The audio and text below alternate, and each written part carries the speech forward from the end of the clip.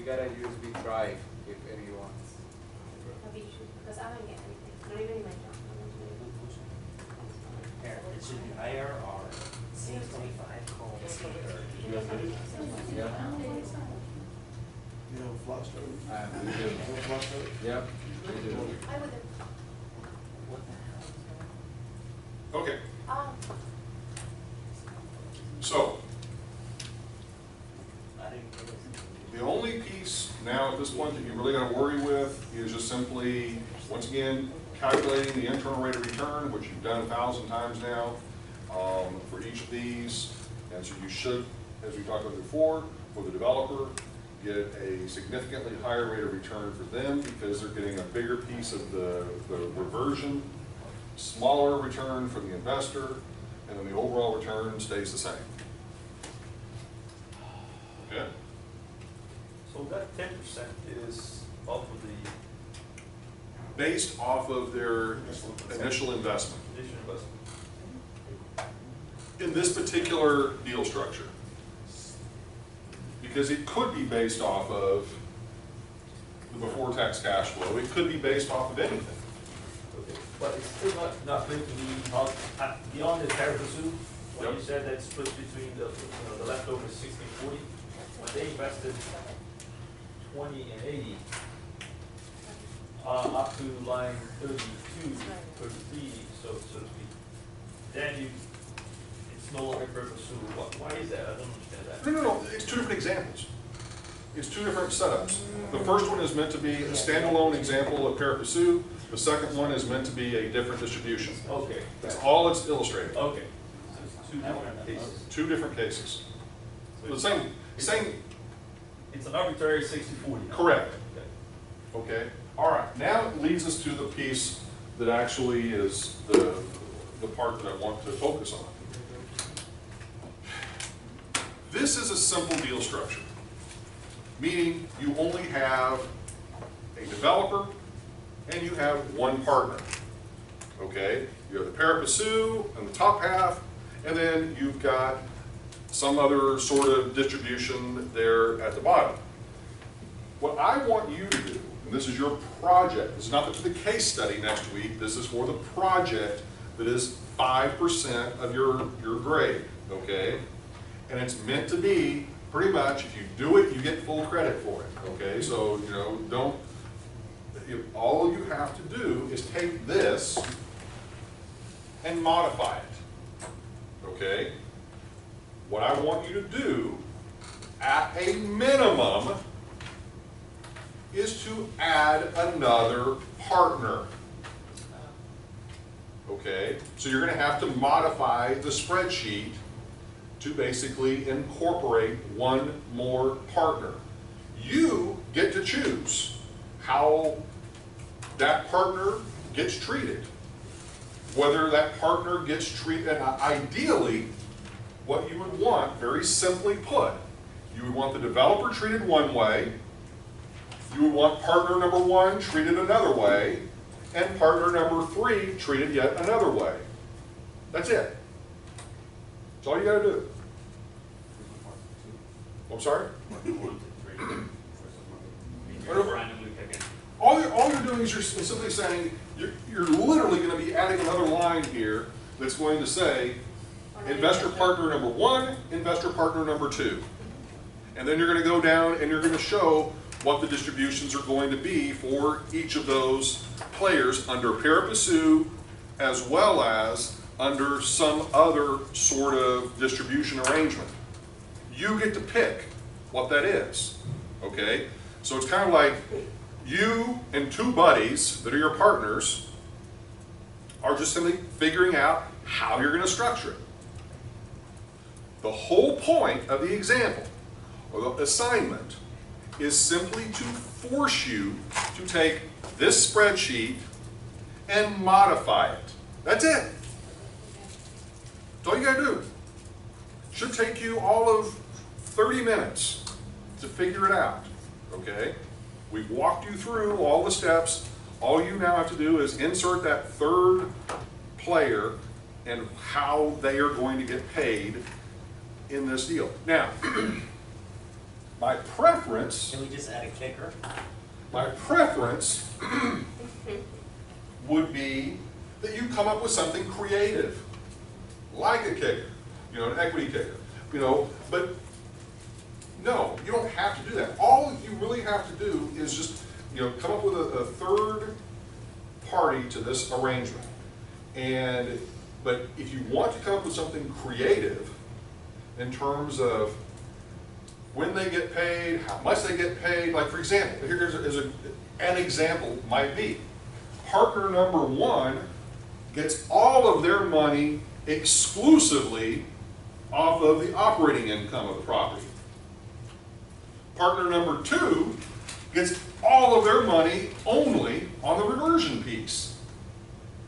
You follow what I'm saying? That would be creative. Okay? Or some other concoction that you come up with. And your book actually has a pretty wide variety of different sort of examples and things to sort of think about how you could pay these folks. And that's for you to basically determine. Okay? Make sense? So your Does that have to own. be fair to sue? You just come up with it. Now, what you will then do is then you will create a spreadsheet, and probably no more than 2 PowerPoint slides that would simply show, here is what, and you could actually, quite frankly, just use the spreadsheet and just explain your deal structure. Okay? And what the returns were that you got and how you went about doing it, just being able to show that you can explain it. Does that make sense? Because part of what you're going to have to do is you're going to have to tear into this spreadsheet like we did and sort of show, oh, okay, here is the math of where this comes from, where this goes, this is what I'm going to have to change, and figure that out. It's all very simple math, but you just got to understand the logic piece. So this is the project and the presentation at the end, right? At the end, last day of class. If my memory serves me correctly, you can double check that. So I'm not lying.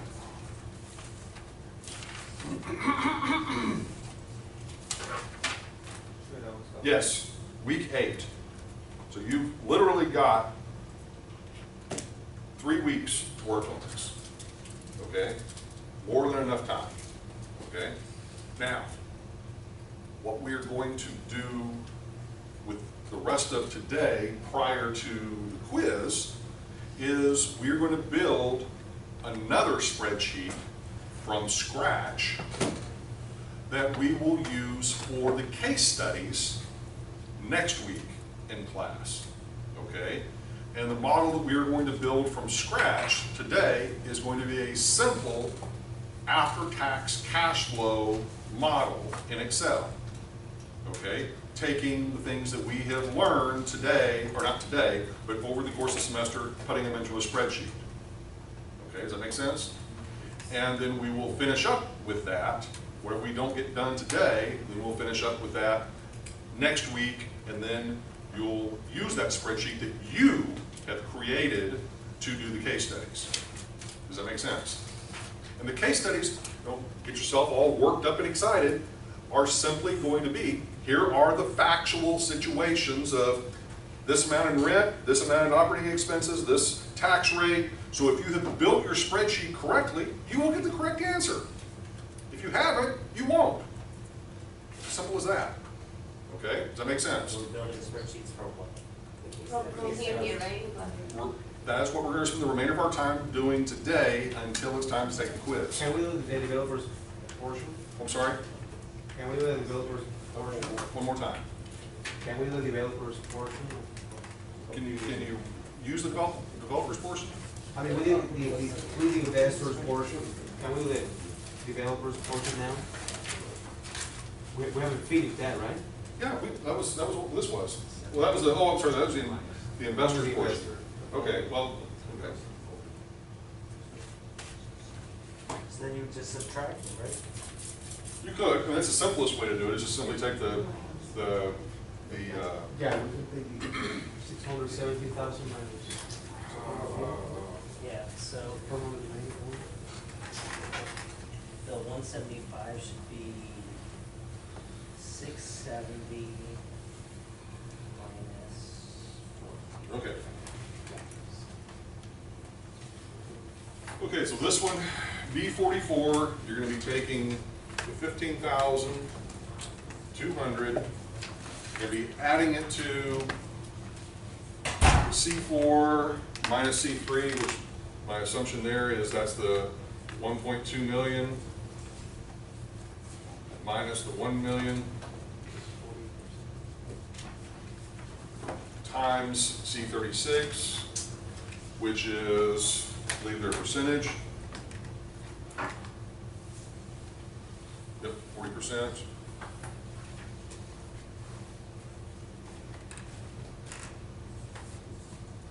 Okay. And then C3, which is the million. Plus 0.40? Times. Times. Plus the C3 times 1 minus the debt coverage ratio, or the, not debt, the loan to value ratio. What was the loan to value ratio? 60%? So 1 minus 60 times C9, which is, I believe, they're 20%. Yep. This is a 0.60. Okay.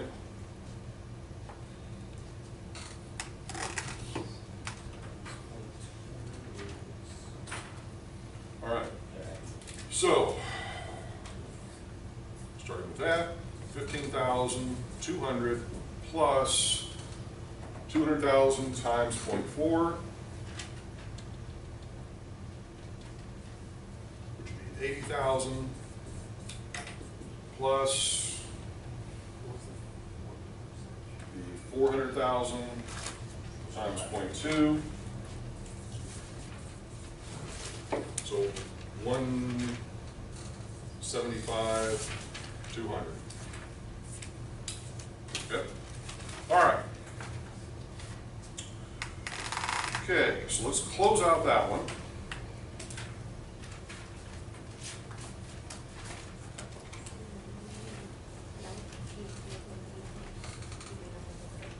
And let's start a new one.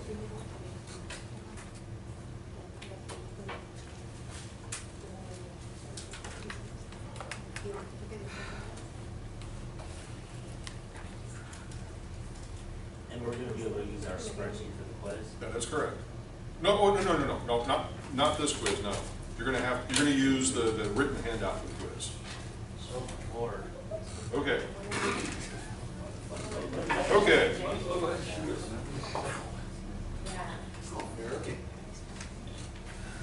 We worked through every single calculation on the board. Okay. All right.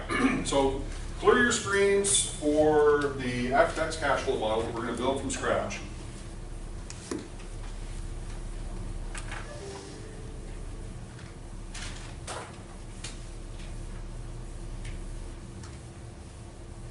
All right. So what we're going to do is we're going to jump down.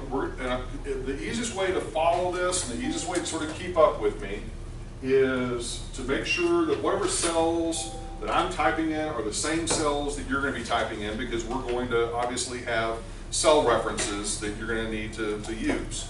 So the way that we're going to construct this model is we're going to put all of our inputs up here at the top, and then our outputs obviously down at the bottom for the cash flow. So what I'm going to do is I'm just going to go ahead and pre-skip down to, let's just say line 20, A20. All right? And what we're going to do is we're going to put in our traditional sort of model that we have been using all along. So you're going to start off with potential gross income, and you can abbreviate if you want to.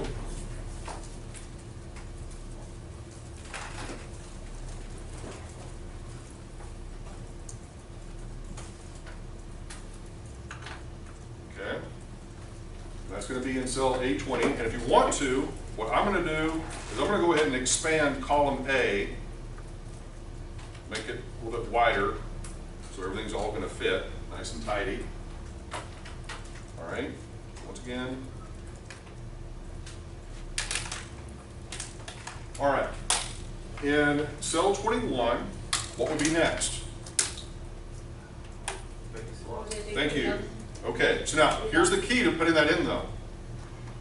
You're gonna use the apostrophe before you do the following. You're gonna hit minus,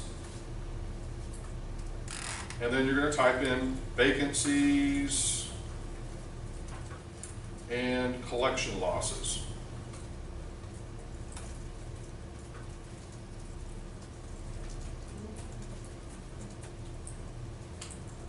Oops, not BDO, BCL. Okay. Now the thing is, if you don't put that apostrophe in there first, before you put the minus, it's going to treat it as if it's a number. Okay, so all we're doing is just making sure it gets treated strictly as text. Okay? So the next line item is going to be what? What? Effective. No? Other income. So we're going to put plus.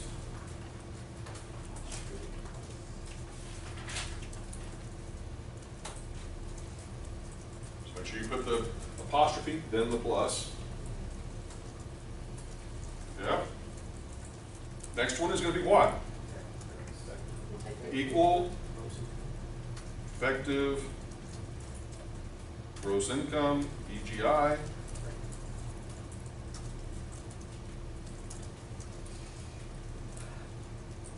Okay. Next, minus total operating expenses.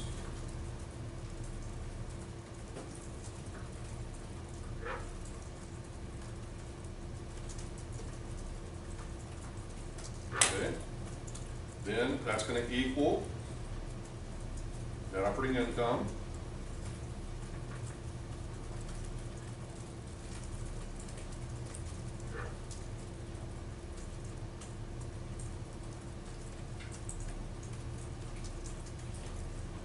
And we're going to subtract out annual debt service.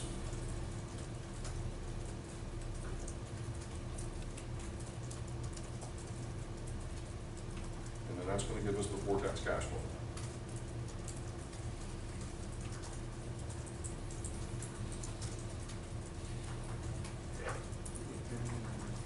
Okay, so if you can catch up. You need a partial appropriate. Yeah, for every single one of them, you need to have an apostrophe out to the left before you type in anything else.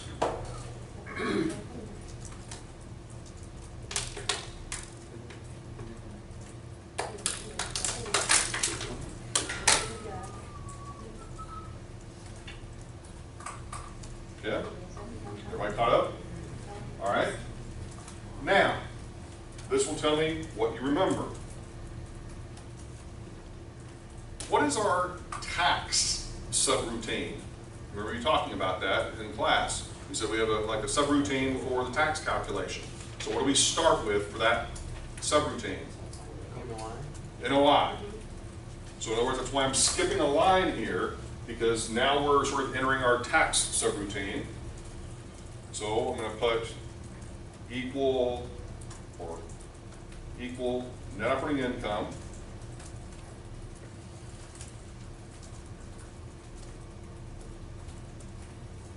and then what do we do for that, or do with that? We deduct the depreciation, Okay. interest. So we put annual depreciation, I guess, however we want to title that, but annual depreciation.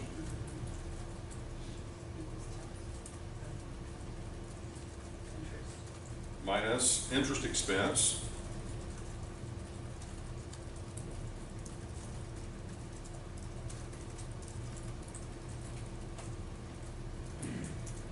Anything else? Also, yeah. What, sir? Equals taxable income.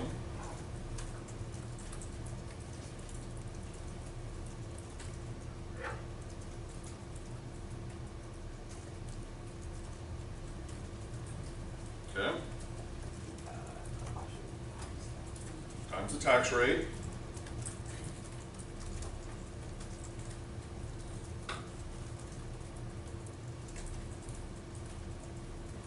and next, It's only the tax payable. taxes payable.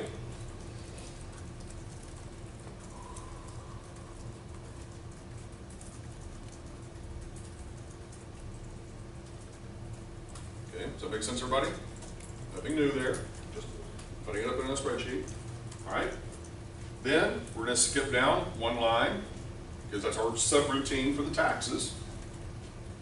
And then we're going to sort of pick up with before tax cash flow. Oops, not the fire, before.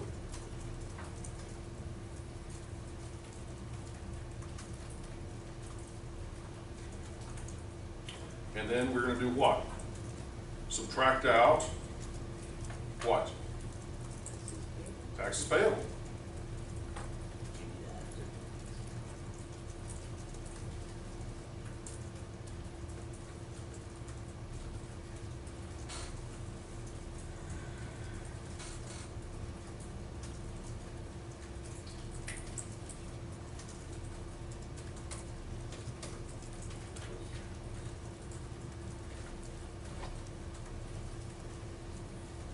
Okay?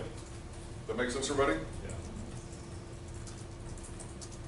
Okay, obviously that's the easy part. Now we gotta fill in all the numbers. Okay, so let's do this.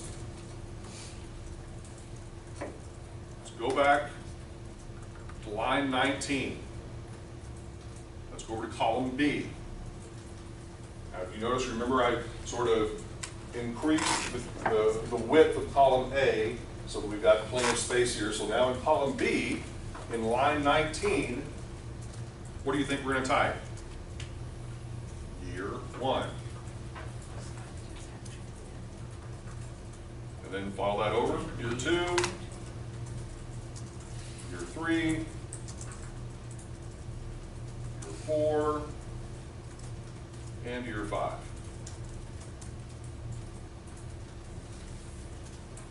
Okay, everybody comfy cozy with that? Should we do a year 6 or? We could for the reversion, for the NOI, we'll put it in there, just what the heck. Okay, all right. Okay, everybody got that? Okay, do I need to scroll back down? Yes. Okay, for 2 seconds, make sure you've got the remainder. Thank you so much.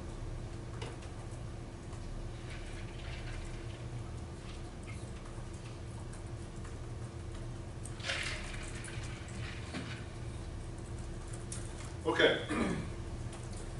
I'm going to have you build the case study today. Okay? So let's start off with the elements that are going to be needed. Okay? What's going to be the first element we're going to need to know? PGI. We're going to need to know PGI, but how are we going to get to PGI? We're going to have to know a rental rate and square footage. Yes? Okay? So give me the square feet, the rentable square feet of the property. 100,000 square feet. 100,000 square feet. Okay, give me the rental rate per square foot per year. $7. For like warehouse space? 23. I'm sorry? $23. Okay, Triple at least. 23, triple net, okay. All right, what else are we gonna need to know? Okay, so let's just start with that. Okay, this will be a good place to just sort of start. So let's go back up. On line 3, we're just gonna start typing in some of our assumptions. Okay, and you can sort of do this, you know, however you want. I'm just gonna type in property, rentable, you can choose your own words for this, rentable square feet.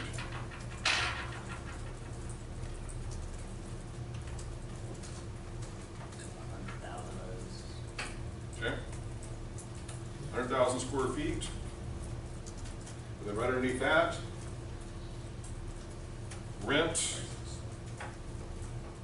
per square foot per year. We're saying 23. Okay? Everybody good so far? Okay, what's the next assumption that we're going to need if we're working down the income statement? We're going to need to know a vacancy rate, yes? We can either type, and this is another thing, we can either do a vacancy rate or we could do the opposite of a vacancy rate and do an occupancy rate. Okay, one we're going to subtract, the other one we're not. So we'll just do a vacancy rate. All right, so what's our vacancy rate on an annual basis? 5%. Each. Split the difference and say 7%, okay? All right, 0.07. Okay. Next line item is what? Other income? Okay. And this is usually going to just be a dollar amount. So what sort of a dollar amount do we want to have for other income? Just random other income. $15,000, okay? That's going to be per year. Matter of fact, we want to put that here just to make sure that no one is unclear. Per year. Okay? All right? Operating. Now, the next thing is going to be operating expenses. Now, here's this one is a legitimate question, and this is part of the reason why building this from scratch makes a lot of sense. We can make an assumption that our operating expenses are based off of what? It could be a percentage of PGI or it could be a percentage of EGI. If you base it off of PGI, you're simply saying, well, our operating expenses are based assuming full occupancy of the property, which means, in other words, regardless of whether it's full or it's empty, you're going to be paying the same amount. Whereas if you base it off of EGI, it's going to be based upon the occupancy level. Now, if you really want to get complicated, which we're not for this, is we could say, well, part of them are going to be based on PGI because they're going to be fixed on the size, based on the size of the property, and then the other ones are going to be based on occupancy. Because think, just give me a couple of examples. Which ones are going to be fixed regardless? Property taxes and probably insurance. What's going to be variable? Utilities, maintenance, maybe. Well, we already talked about the other revenue sources, but The CapEx is not included. I'm sorry. And CapEx we're not worrying with right now. Okay. All right. So let's just do total annual operating expenses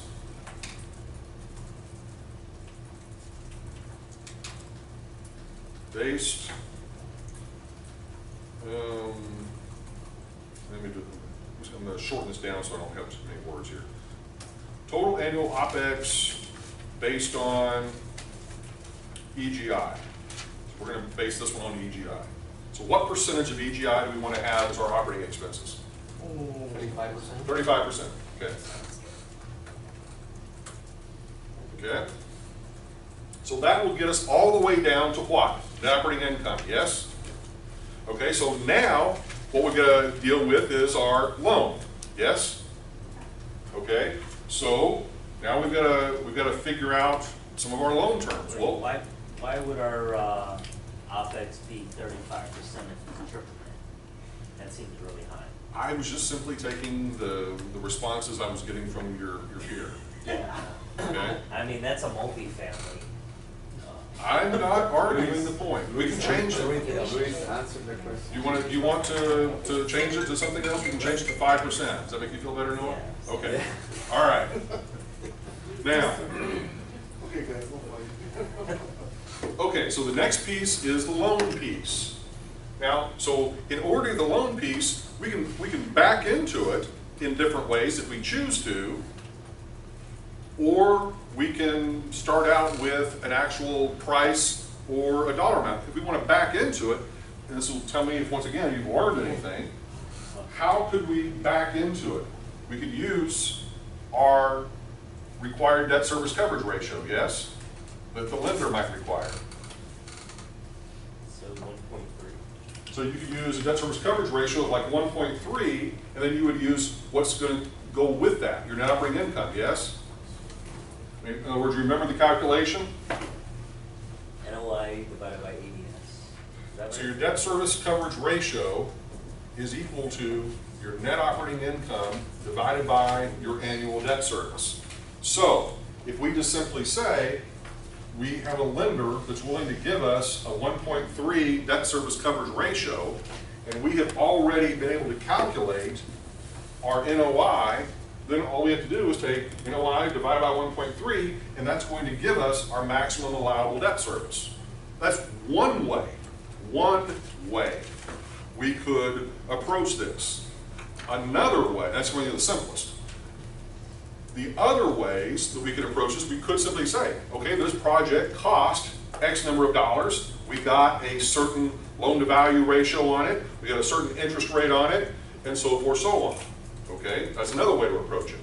Okay, it's just a question of which way we want to sort of come at this. Okay, so what we might do is let's put in, just humor me on this, required debt service coverage ratio by lender. Let's put in 1.3 as per NOAA. Okay, and then from that, let's get annual debt service based on DSCR. Okay, and that is going to be a calculation cell. So I'm just, while I'm being a little inconsistent, let me do it this way. I don't want to be inconsistent with what we did earlier. So I'm going to put in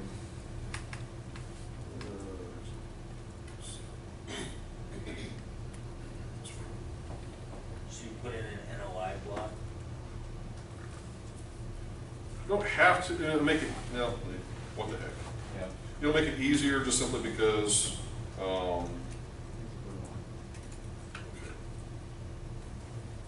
Let me scoot that down one and put NOI here. How do you move that thing like that? Just hold it and drag it.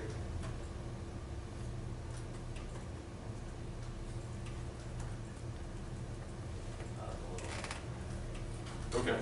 All right, so just to be clear, all of these that are in yellow are input cells, okay? To try to be consistent with what we had done previously, all the yellow ones are input cells that we've actually got to put in a value.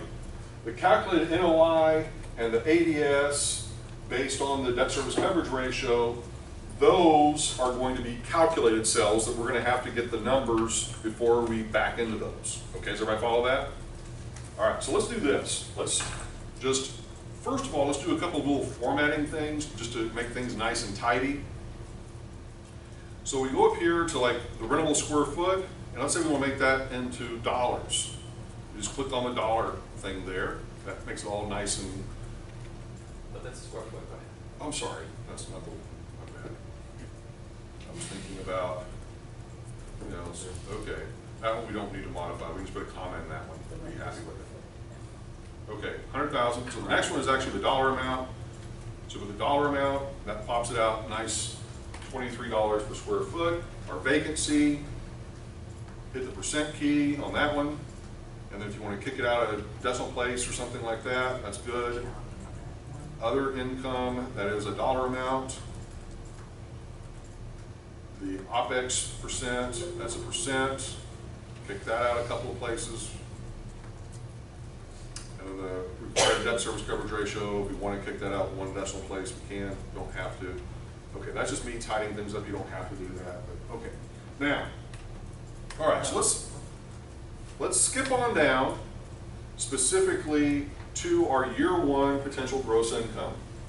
Now, all we should have to do here to populate year one is to do as follows. It equal, and I'm doing this as slow as I possibly can, equal B3 times B4. Okay.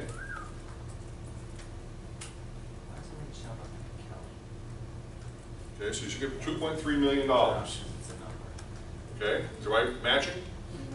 Okay, once again, if you've kept your cells all the same, it should just be equal B3 times B4.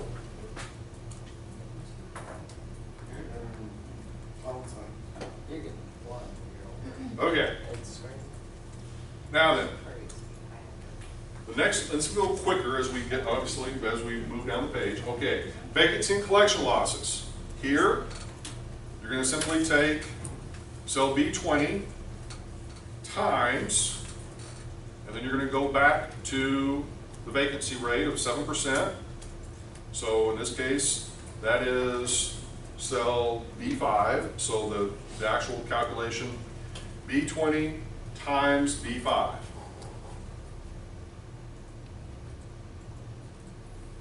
Now, this is one of these things, we come back to something here real quick. First of all, let's go ahead and just get our other income line, which is simply the 15,000, so that's B6. All right, now, this is the part that I want to quickly talk about in terms of calculating your effective gross income. All right, what I have done is I have put out here to, obviously, the left, that's the reason for doing this, is you've got the choice from a visual presentation point of view as to how you choose to deal with negative numbers or numbers that you're subtracting, okay? Everybody has a style as it relates to this, and there's not an absolute way you have to do this, but you need to be consistent with how you do it. So, in this sense, this is obviously a positive number, the 2.3 million, but the 161,000 is a negative number, okay, or it is something we're subtracting. So you can either choose to just leave it kind of as it is over here, which could get confusing because you would just automatically think you're going to be adding it if it's a positive number.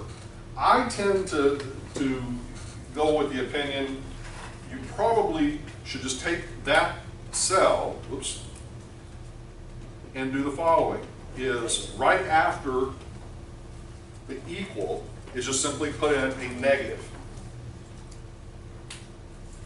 That way it shows up as a negative here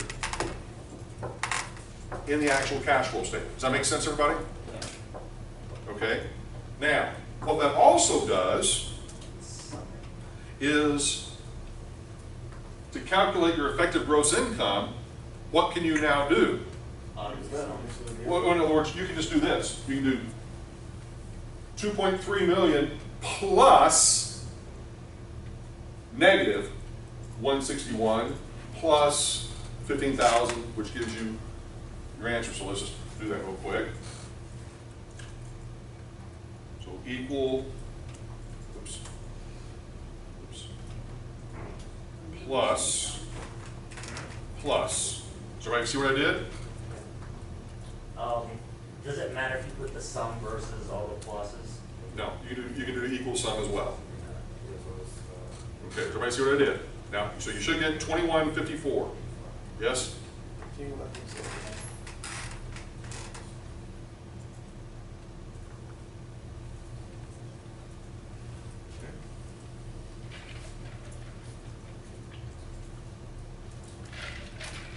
Okay.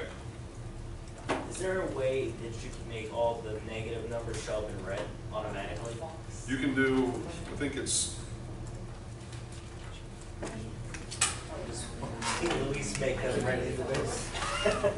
I think there is a setting though. Pretty sure there's yeah, or you can just highlight them as essentially as red, but, okay. Instead of currency, instead of accounting, you should click on the currency drop down and then select. Oh, and I'll make it red? Yeah. Okay. Oops. Well, Oh, right click on the cell. Go font.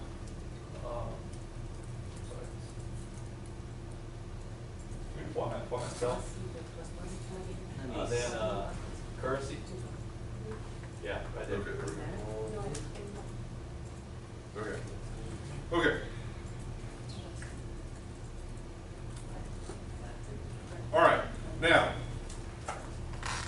for operating expenses, let's go up and grab that.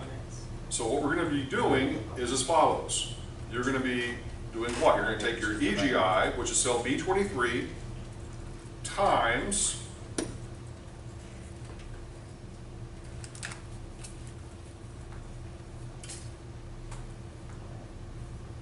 so that's going to be B23 times B7 for your operating expenses.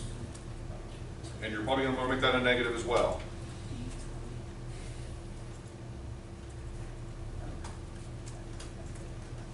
So 107.7.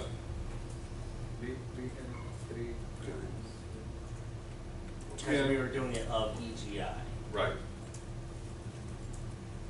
B3 times B7. Okay. All right. Okay. Now then, for net operating income, we just simply do our simple math.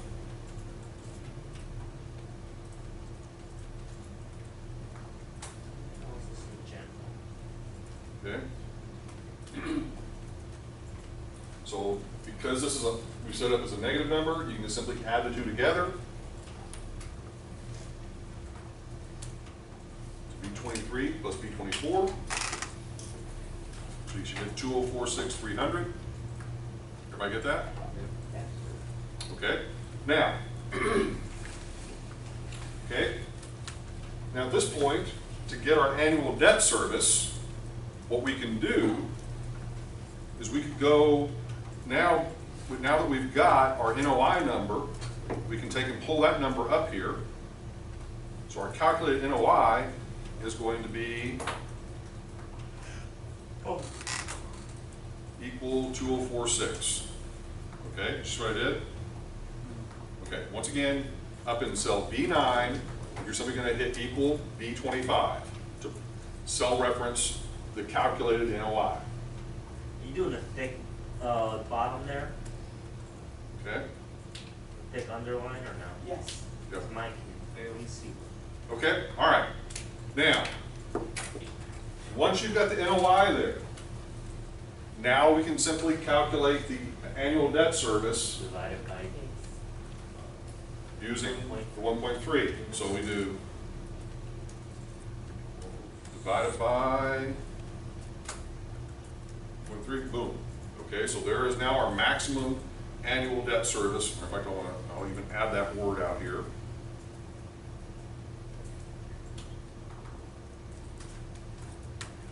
Okay, and I'll highlight that, just make sure it's clear. Can you scroll down a little bit? D9. Let me take a look at your NOI down the bottom. Oh, it's 107, okay.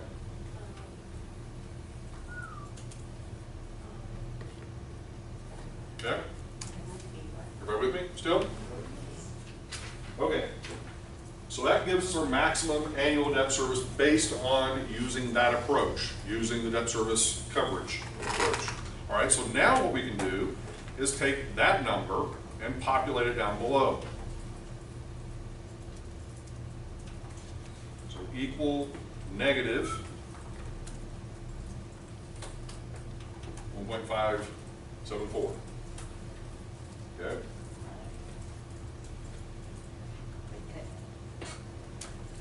Okay. We good so far? No, Enter go that- back to that the cell cell. number, right? Just enter that Okay. cell. that. Sum this guy up. Equal find negative. Yep. Minus B10. All you're doing is taking equal negative B10. Is that the way you specifically want it done? I'm sorry? Is that the way you specifically want it done? Does Yes. that- Okay. Ignore that. Okay?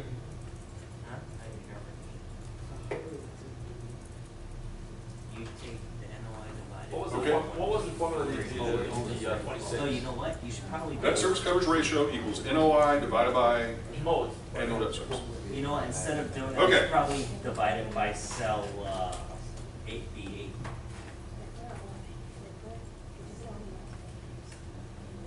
That's what you did. Oh yeah, I just typed it in.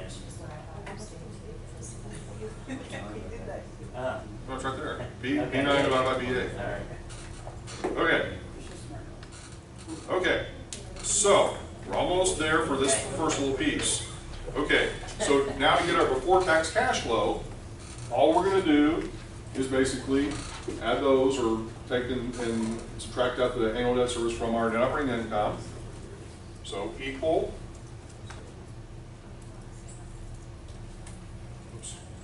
B25 plus B26.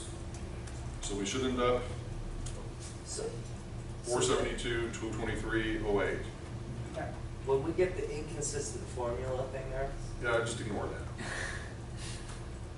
Okay. All right. All right, so we've got before tax cash flow of 472, 223. Everybody matching up to that number? Okay, good. All right. Now, let's do a couple of little things that we can do down here.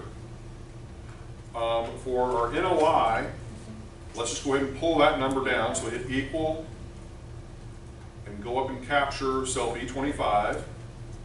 so we shouldn't use the one from above, B9. Either one would work. Okay? All right, and then for, You just equals. all I'm doing is copying from above. Okay. All right. Your NOI is cell B25, so we're simply putting that here, cell B25. Okay. All right, now, we can't do any of these except we can put in a tax rate, or we can put it in above, it really doesn't matter, but we'll just go ahead and put it in here. So the tax rate that we're gonna put in, let's say, is 28%.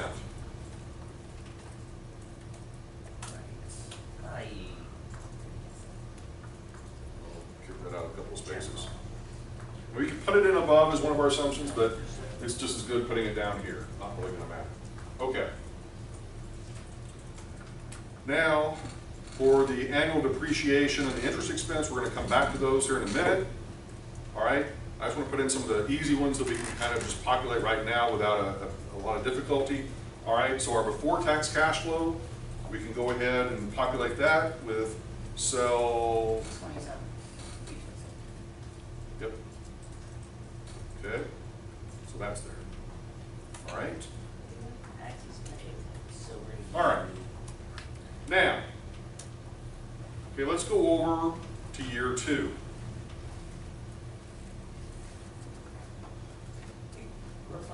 What button does this cell lock? We're getting to that.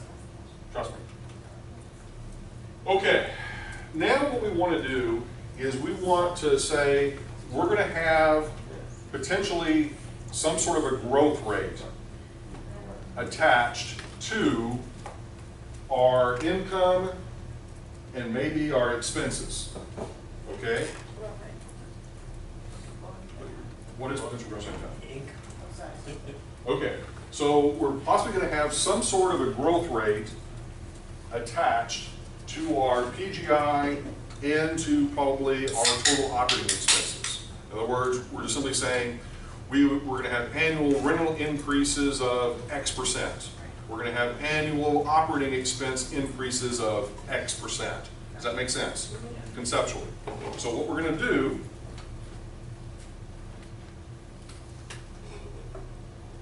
is we're going to go up here and we can do it wherever we want to. I'm just going to do it up here, and we're going to say annual rent growth rate. And then down here next to the OpEx, I'm going to say, oops, annual, annual OpEx growth rate.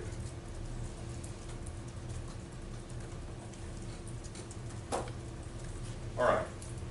And I'm not going to inherently widen the cells or anything like that here. We can later if we want to, but I'm just going to go ahead and put out specifically for the growth rate and annual rent.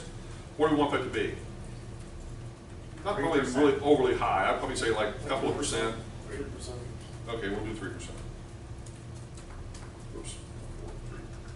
Okay, and then probably go ahead and make that a percentage, just make it nice and tidy.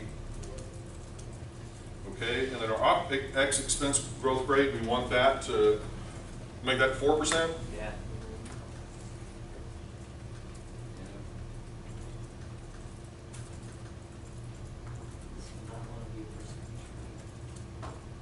Okay. Okay, is everybody good so far? Yes or no? Okay. Now, these are just the assumptions. Now, we could have some changes with the vacancy rate and with the other income as well, but for simplicity, we're not. Okay? Now, the case study might, but for this example, we're not. All right, so to get year 2 of our potential gross income, what are we going to be doing? Let's just do the simple math. If year 1 is 2,300,000, year 2 is going to be 3% more than that, yes? Right. Okay, so you're simply going to take 2.3 million times 1.03, and that's going to be your answer, yes? Now, how do we accomplish that with the spreadsheet? Now, your answer, just so we can check it once we've done it, is 2369000. So that's going to be the answer for year 2. Okay, so here's what you're going to do. Very simple. Equal. So B20 times 1 plus, and then you're going to go up and you're going to capture the cell with the growth rate, 3%, close parentheses, equal. Boom. Got it. Done.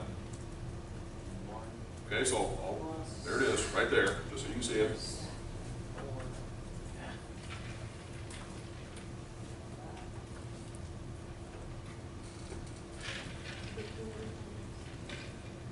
Okay, everybody good? Okay. Now, that's going to continue each and every year, yes? Okay. So the following year is basically going to be multiplying that times 1.03.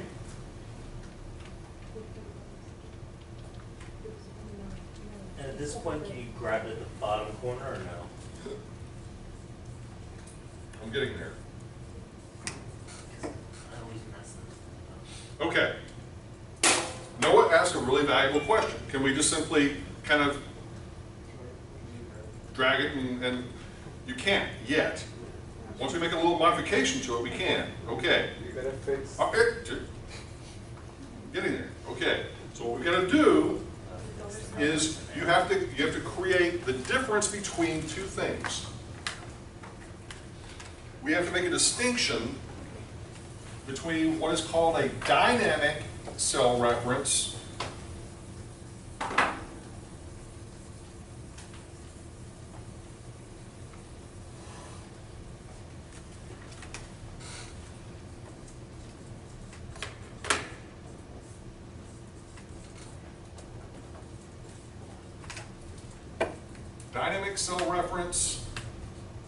versus basically a fixed cell reference. A dynamic cell reference is one whenever you're copying and pasting, everything is moving with it. A fixed cell reference is where you want to keep part of the formula fixed in location and pulling from a very specific cell to use over and over again. So think about this what we've got right here. The B20 and F4. One of those is going to be a dynamic cell reference. One of those is going to be a fixed cell reference. Which one is fixed? F4. F4. Because B20 is going to change as we move across the page. Okay? So the F4, to make it a fixed cell reference, you put a $ in front of the F and a $ in front of the 4. That creates the fixed cell reference. It's telling Excel, keep it attached to cell F4. Okay, so now that we've done that, we should be able to take the bottom corner of that and drag it over. If I can get mine to do it. Yeah. Widen my cells here.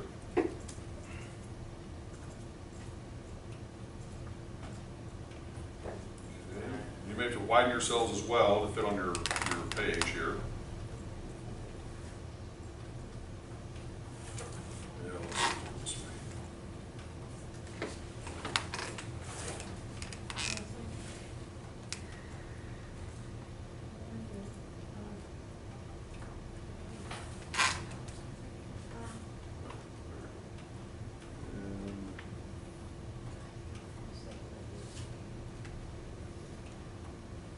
Okay. So once you got all your cells hopefully properly widened, then those should be the numbers that you have for the subsequent years. Now, if you take a look at what the formula did, this is the interesting part. Okay? Look here at the formula for year 2.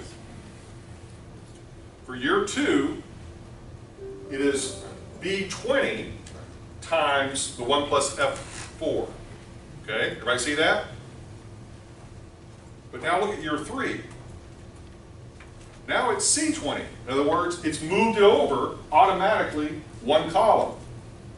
But the F4 is still the same because that is a fixed cell reference, whereas this part is a dynamic cell reference changing as you move across the page.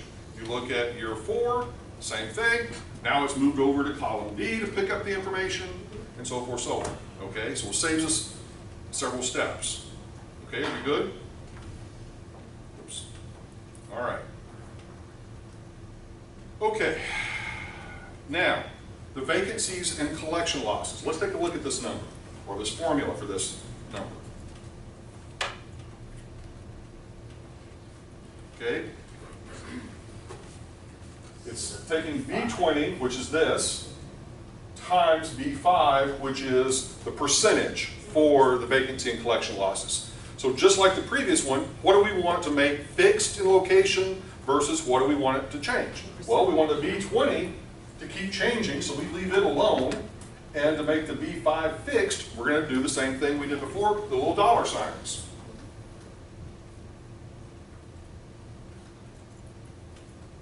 Okay. So now, the only thing we changed was adding the little dollar signs to the B5. Now you should, yet again, be able to take the bottom right-hand corner, oops, if I can get it, and then drag it over. It should automatically populate. So it's simply doing what? It's taking 5% of the respective PGIs for each year. Okay, does that make sense, everybody? Yes. Okay. Now, other income, this is the simplest one of all, because we're just simply saying that number is really basically staying fixed the whole time, yes? So what we can do with that one is we just go up, dollar sign, so, and then copy that one over. Okay. All right. Now, for the effective gross income line, that's just a calculation. So that one, in terms of, it's going to be all dynamic in the sense that we want that, what we want for the next column is this to be C20, C21, C22, D21, 22, 20, you know, and so forth, so on. So this one's easy. We don't even have to modify it because it's all dynamic.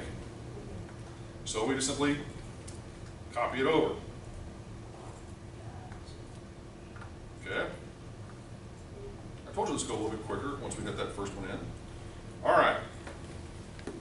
Now, operating expenses. Okay. Operating expenses. This is going to have part of it as dynamic, part of it is fixed. Okay? The fixed is going to be the B7. Okay? So it's going to be B23 times $B, $7. And then once you've got that, you should just be able to take the bottom corner, drag it over. Okay? And then net operating income, since it is all just simply a dynamic calculation, that one, once again, just take the bottom corner of it, drag it over. Okay? All right, annual debt service. Okay? Is that number going to change each year? No. You're making the same payment every single month, every single year. So that one, it's going to be fixed to B10. Okay. So $B, $10, and then copy it over. For the OpEx, or sorry, for the total operating. Yeah, and we're going to come back to that. I just want to get the first part of it done, and then we're going to come back to it.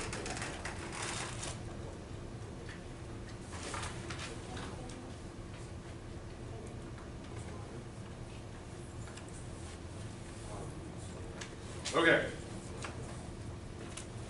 Okay, we're almost there. We've got another little modification that we're going to need to make, but let's deal with that here in a second. Okay. All right. So for the before tax cash flow, that one is once again just a copy over.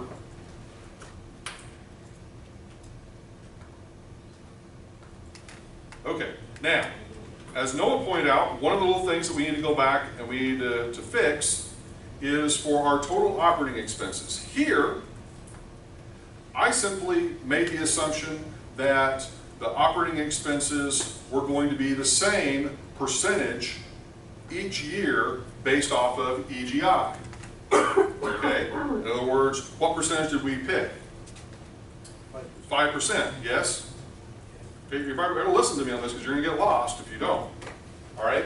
So what we did was we simply said, okay, this is going to be 5% of this is going to be 5% of that, this is going to be 5% of that, so forth, so on, all the way across. Everybody see that? Okay. But we chose, instead of doing that, to do what?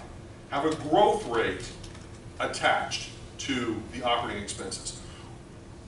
Legitimately, you can do it either way, but we chose to apply a growth rate there. So what we've got to do is actually go back and modify it. It's probably not going to change it that much, but so what we got to do is go in here to, in this case, cell C24. Okay? C24. All right? And instead of having what we have here, which is taking the EGI times the 5%, instead what we're doing is we're going to be taking the previous year's operating expenses and simply saying it's going to grow by 4%. Okay? So to do that, we're going to modify this ever so slightly. It's going to be B24 times 1 plus close parentheses. Oops. Yep. Okay. That's the 4%, right? Yep. 1 plus. I mean, F7. yep. I'm going to fix it and then I'm going to show you. Okay. So it's going to end up being $112,008. Okay. So here is the actual formula. Whoops. Ah. Okay. Get back up here. Okay. So here's the formula that I end up having to use. Equal B24, which is this, times open parentheses, 1 plus $F, $7, which is the 4% growth rate, and then close the parentheses. Okay? All right. So now what you're going to do is you're going to take and you're going to just simply copy that over.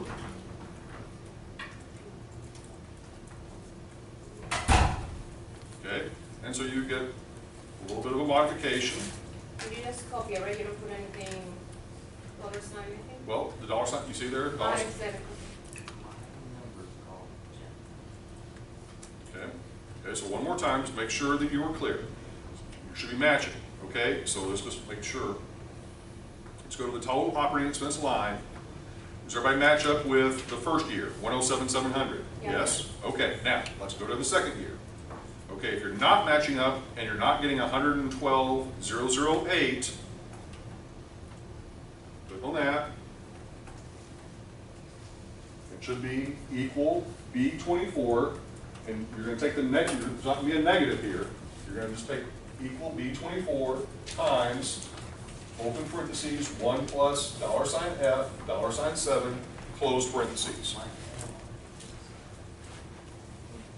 Okay? All right? Now, and you're going to copy that over to, so just to make sure you're on the same page as me, let me shrink this down a little bit. You're going to be able to see all the numbers. Let me shrink it, blow it up a little bit.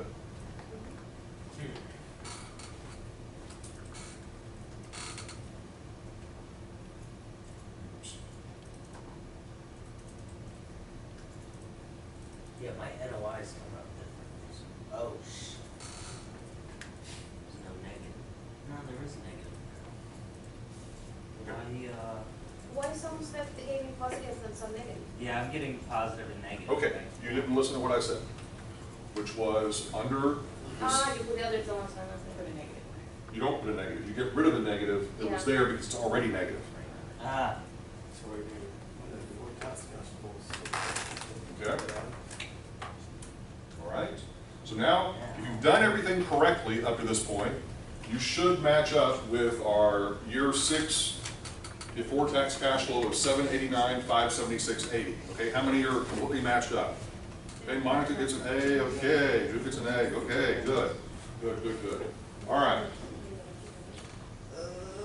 All right, so far so good, for the most part. Okay, good. Now, okay, let's go down to the operating income, the operating income. Okay, this one is just a dynamic cell reference of B25, so we can just basically drag and copy that one all the way over. Okay, this is pulling down from above. Okay, and then the tax rate, What are you doing? but net operating income number here, all we're doing is just copying across, no changes. Okay, and then our tax rate, we can handle this a couple of different ways. We can simply do the following and hit to the cell to the right of it, hit equal, and then cell reference, cell B33. So it just copies it over. And if you want to, then once you've done that, then you copy it all the way over.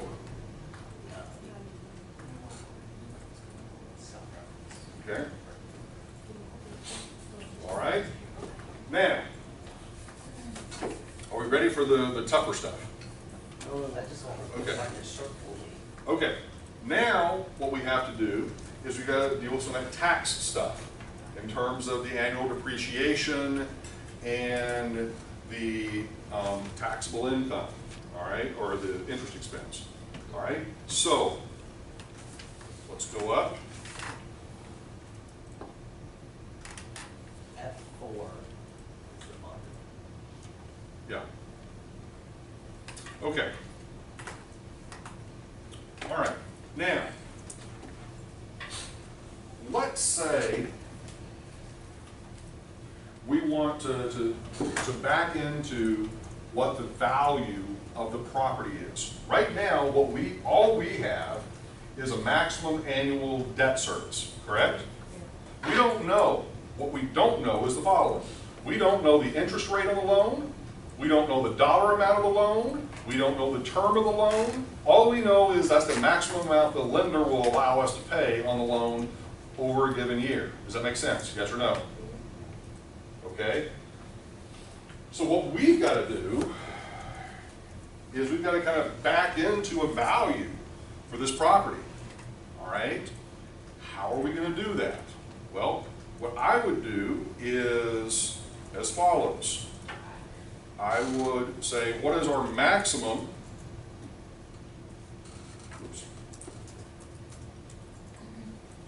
monthly debt service based on the annual debt service? It's a complicated way of saying take and divide your annual debt service divided by 12 to get monthly. Okay? So we get our divided by 12. Okay? So in other words, just to make sure I'm clear, all we're doing to get our monthly debt service based on the annual debt service we just calculated is simply taking the 1574,076.92 divided by 12. Okay? So 131,173.08. Okay? Everybody cool with that? Yes, no, possibly could be.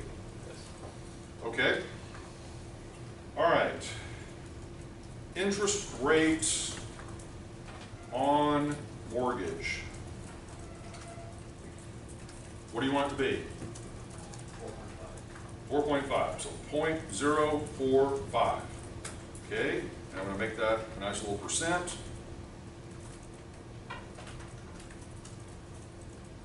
And kick the decimal places out. Okay? And then loan or mortgage term in years.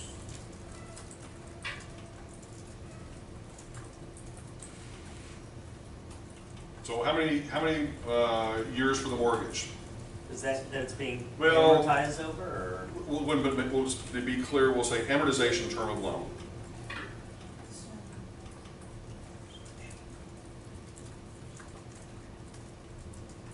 Years? Okay, so 25 years. Okay. All right. So now, think about this. If we have, okay, everybody paying attention. If we have the mortgage payment, and we have the interest rate on the mortgage, and we have the term, what can we solve for? Okay, one more time. Okay, everybody needs to be paying attention. Okay. Once again, very simple calculation, probably the simplest calculation we did at the very beginning of the semester. If we have a monthly payment for a loan, we have the interest rate of that loan, and we have the term of that loan, what are we naturally going to be solving for? Present value or the loan amount. Yes? Okay. Now, if we do that on the calculator, just to prove,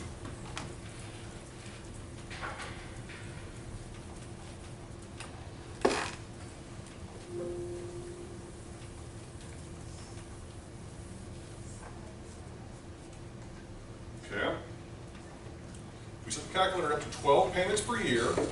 Now we're going to have Excel do this, but I just want to show you on the calculator so that you have that frame of reference. So 131, 173.08 is our payment for the calculator, okay? 4.5% is our interest rate,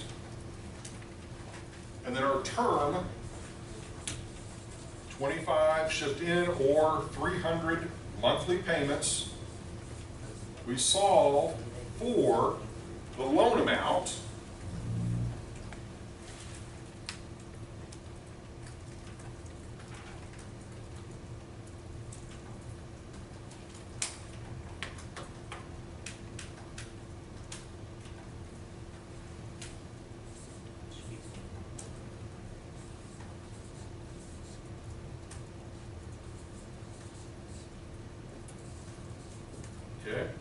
So our loan amount would be $23,599,391.04. Does everybody agree with that? Yes or no? Okay. Now, to do this in Excel,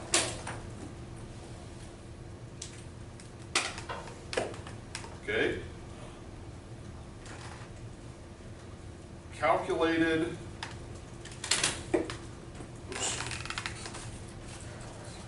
mortgage amount, or calculated, what one, you want to call it loan amount, maybe? Loan amount. Okay, so we're going to be solving for present value.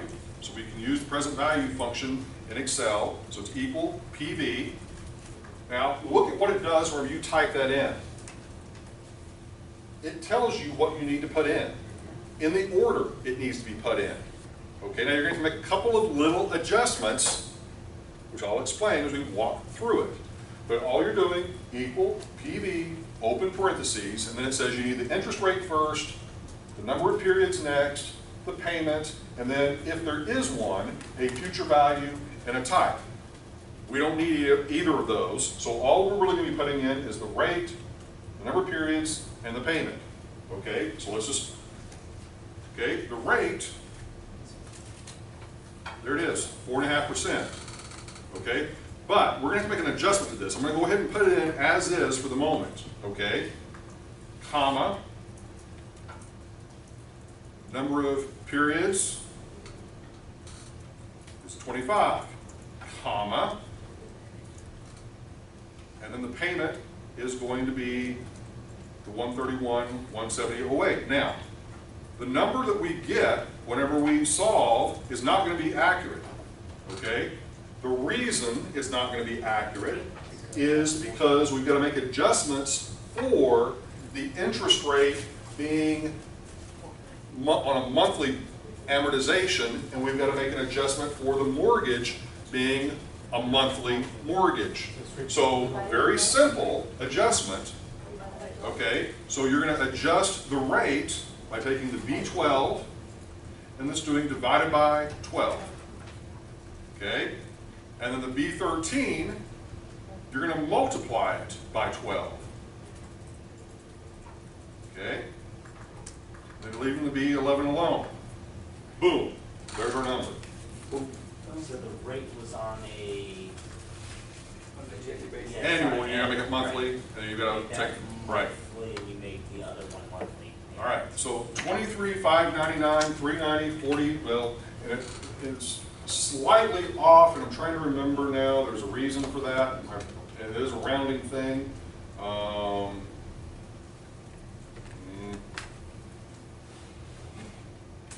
is the reason for that? I've dealt with this before. Oh, wait a second, yep.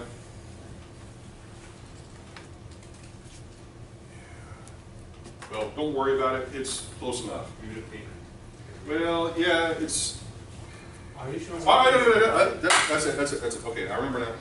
All right, the reason is, in Excel, this is an actual calculation that is, while it's showing it as being rounded off, let me just show you something, If you click those numbers out.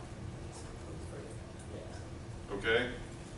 So, that little bit of change difference is, so this number technically, in one sense, is more accurate than this because here we rounded off that payment technically to the nearest penny. Now, in practical terms, yeah, you're going to round it off to the nearest penny anyway.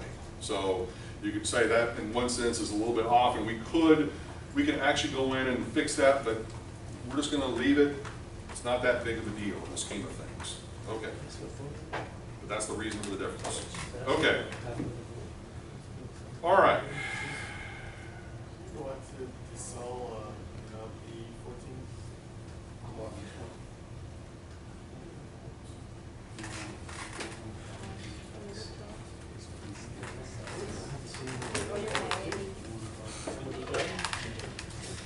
Okay. Well, it's gotta be B12. All right. Now, using the same sort of logic that we have used Now keep in mind, if you've got to build this on your own, okay, so if you're just kind of sitting there or whatever, You're off by one cent. you're gonna be lost next week, okay? All right, The election. so we've got this as our loan amount. This is our maximum loan amount, okay?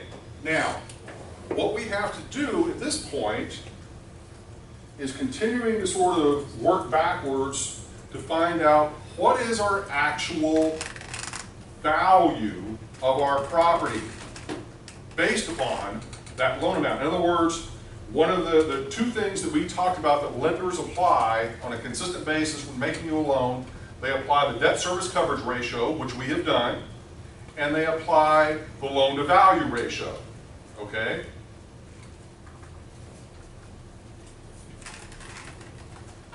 So what we're going to do, maximum loan to value ratio.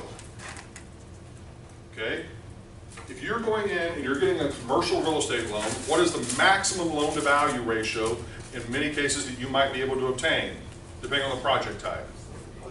Yeah, we talked about, probably somewhere around 75, 80. If times get really tough, then they maybe go down to 60, but let's just go with 75%.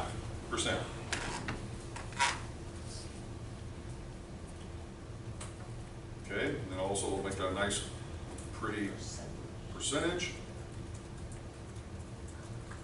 All right, so at this point, if we take this dollar amount for the loan and we divide it by the loan to value of 75%, we will then get our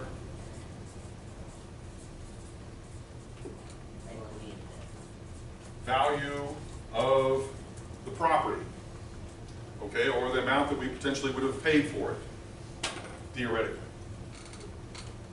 Okay? So what I'm getting when I do that is $31,465, $854, $72. Everybody match that? Yes? So is that gonna be our A16 value of property? Yep.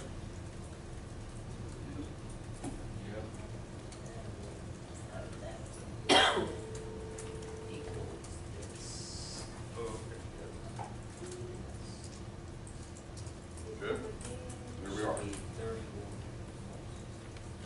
Now, it's up to you as to whether or not you want to have these numbers showing up as negative numbers or not. I'm going to probably make both of them positive numbers. Just go back up here to this one and put a negative sign in front of the present value, and that'll take care of it. So which one? The calculated loan amount that you get now is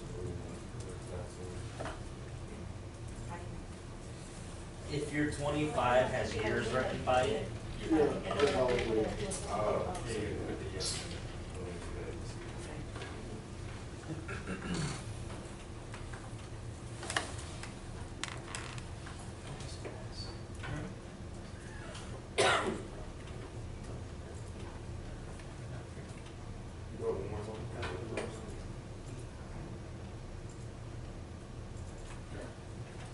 Which is the interest rate.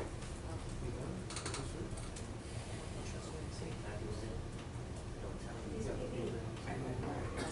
Okay? And then the volume of the property, can you go back to that translation? I mean, so, Okay, yeah. once again, what I do up here. Okay. This divided by this gives you that. Okay? All right, now, why did we go through all that brain damage to get to that number? Why do we need that number? So you can calculate the depreciation and Precisely, so we can calculate the depreciation, all right? So what do we have to do? What do we need to know about the value of the property as it relates to the depreciation? The allowable. We need to know, first of all, We need to know whether it is commercial or residential. We also need to know what month we purchased it. We also need to know what percentage of the value of the property is land versus improvements. Yes? Okay? Yeah. So, Okay. commercial. So let's go over here. And this is not nice and tidy, but we're just going to kind of plop it up under, I'm going to put this in, let's say, cell D9. And we're going to put depreciation, res or commercial. And for our purposes, to keep it simple, we're just going to simply put in how many years if it's residential?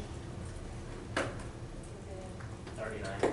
29. No, 27 and a half is if it's residential, 39 if it's commercial. So we're going to go ahead and say it's commercial for 39 years. Okay?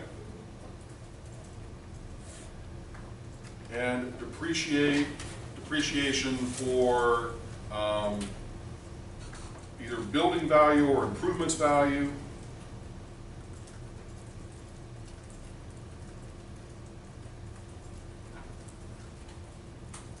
So what percentage of the property are we going to say is improvements value versus land value? 10. 80%? Yeah. And you make that actually a percent.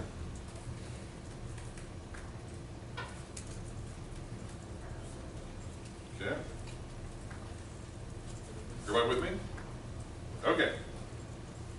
Now both of those are input cells, so I'm going to go and make those. And this is an input cell.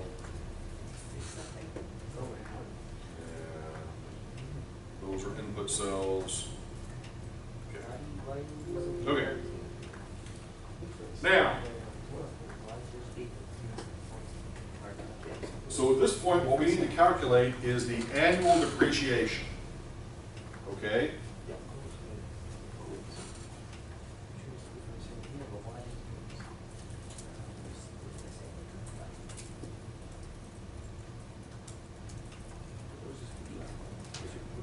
Okay. Now, think about the calculation we need to do for annual depreciation. Okay, this once again, use your logic. What are you going to do? You're going to take the overall value of the property, you're going to multiply that times 0.8, then you're going to divide that by 39. Okay, so see if you can do it by yourself.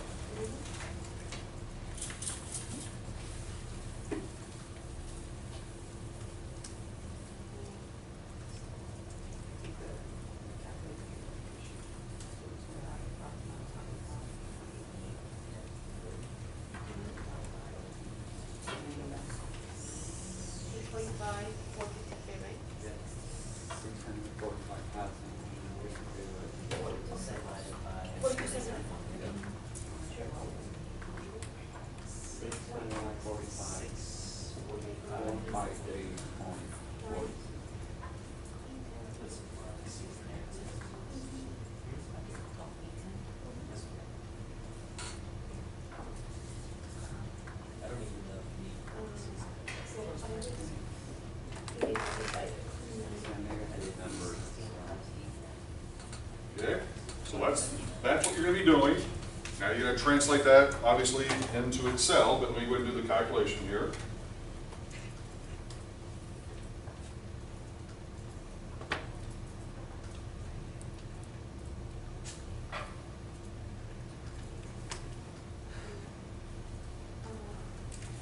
So 25,172,683.18 is our depreciable value divided by 39 years, 645,453.41 is our annual depreciation. Okay, does that make sense, everybody? Yes or no? Yeah. Okay, nothing is new there. We've done that calculation before. All right, so now put it into to Excel. Equal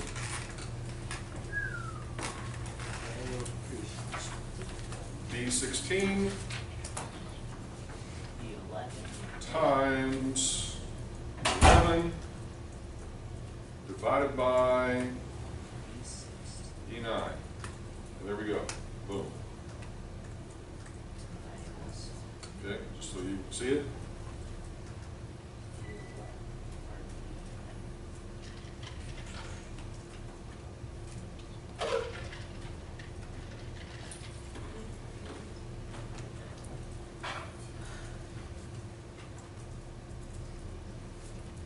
I don't think, Right. no, let me see. There you have, B16, I put the other side. divided by, Okay? so you don't need the parentheses. Nope.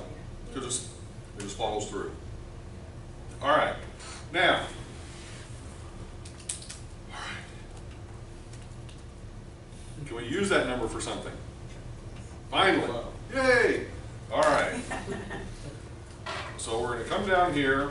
That is cell E11. There it is. Equal, and I'm going to put $sign E $11. But you notice I'm putting it in year 2. Why am I putting it in year 2? Because we have the mid-month convention to deal with in year 1. But from year 2 onward, we're good with the 645, 453, 42. So we just copy that to the subsequent years.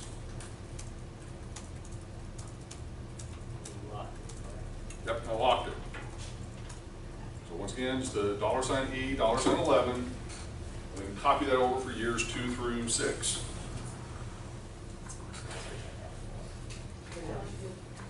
Okay. All right. Now, for the fun part. Okay. What month are we going to place this into service? October. Okay. So here's the way we're gonna do this. Okay. Month.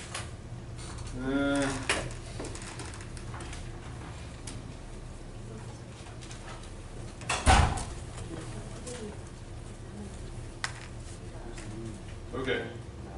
Month placed into service. I'm going to do it as a number. So you said October? Yeah, 10. 10. Okay. Now, if we really wanted to get fancy, we could create another table, and we could actually type in the month or pop up the month. We're not going to do that. We good? No. Okay.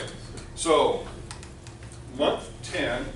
So now what we have to do is we have to think about how we then proceed with this number and adjust it for it being placed into service during month 10. Does that make sense? So subtract 0.5 from the month placed in service and run it with the depreciation divided by 12. Okay, so if you remember, if something is placed into service, just as a reminder, if it's placed into service in January, it gets what? 11 and a half months of service. Yes, remember that? Okay, so if we kind of go all the way down to December, in December, what does it get? Half a month, yes? So that means November would be 1.5, October would be 2.5. Now, the question is, how do we get to the 2.5?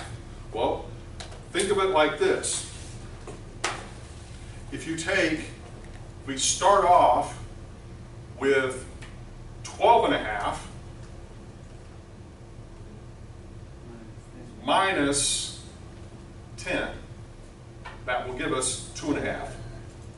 Okay, does everybody follow my logic there? Okay, Okay. If we start off with 12 and a half months, we subtract out